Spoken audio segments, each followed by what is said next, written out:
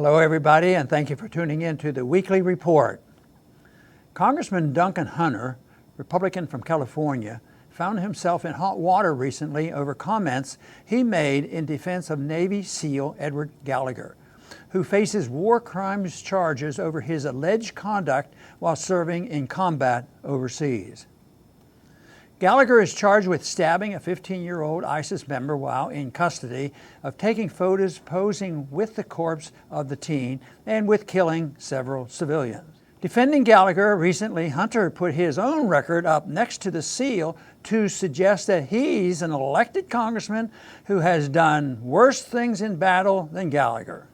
That's where Hunter's defense earned him some, perhaps, unwanted attention. While participating in the first Battle of Fallujah in early 2007, by Hunter's own account, he and his fellow soldiers killed hundreds of innocent civilians, including women and children. They fired mortars into the city and killed at random. In a sanitized world of U.S. mainstream media reporting on U.S. wars overseas, we do not hear about non-combatants being killed by Americans. How many times has there been any reporting on the birth defects that Iraqis continue to suffer in the aftermath of U.S. attacks with horrific weapons like depleted uranium and white phosphorus? Congressman Hunter described his philosophy when fighting in Iraq. You go in fast and hard, you kill people, you hit them in the face, and then you get out. We're going to hurt you, and then we're going to leave. And if you want to be nice to America, we'll be nice to you. If you don't want to be nice to us, we're going to slap you again. This shows how much Duncan Hunter does not understand about war.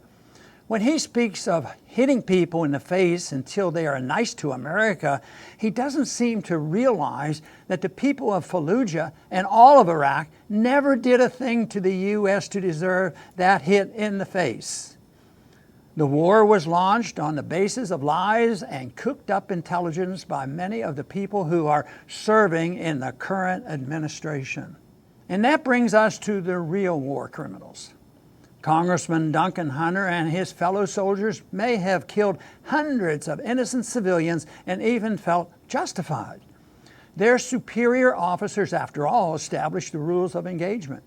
Above those superior officers going up and beyond to the policymakers. The lie was sold to the American people to justify a war of choice against a country that could not have threatened us even if it wanted to. Vice President Dick Cheney knew what he was doing when he kept returning to the CIA headquarters, strong-arming analysts to make the intelligence fit the chosen policy. John Bolton and the other neocons knew what they were doing when they made claims about Iraq's weapons of mass destruction they knew were false. The Pentagon's Office of Special Plans played its role in selling the lie. So did the media. Edward Gallagher will face trial and probably jail for his actions. Congressman Duncan Hunter may even face punishment, though perhaps only at the ballot box, for his admitted crimes. But until those at the top who continue to lie and manipulate us into war for their own gain face justice, the real criminals will continue to go free, and we will continue pursuing a suicidal neocon foreign policy. Thanks for listening.